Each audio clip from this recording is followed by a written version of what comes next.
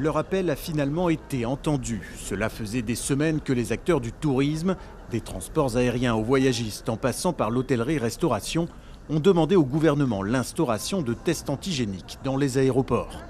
On a vécu ça au cours de l'été. Les passagers ont été refoulés donc, à l'embarquement parce que les tests n'étaient pas faits ou parce que les tests étaient négatifs. Donc l'avantage là, c'est qu'une fois qu'on a passé le check pour l'embarquement, on sait si on pourra voyager ou pas. Le fait d'avoir un résultat quasi immédiat, ça permet effectivement de ne pas avoir de blocage au niveau de l'embarquement. Depuis le début de la crise sanitaire, l'aéroport a vu sa fréquentation chuter. Les touristes sont absents, très peu de boutiques sont ouvertes. Les recettes et autres taxes d'atterrissage ne rentrent plus.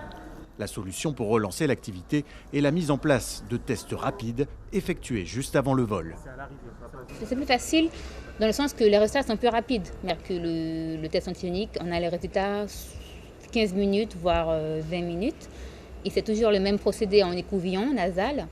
Et on va juste déposer dans une mandelette, comme le test de grossesse. Et dès qu'il y a une coloration, c'est-à-dire que la personne, elle est positive en fait. La Haute Autorité de Santé a rendu un dernier avis favorable la semaine dernière. Le test antigénique devrait être disponible à l'aéroport Félix-Éboué à la fin du mois d'octobre.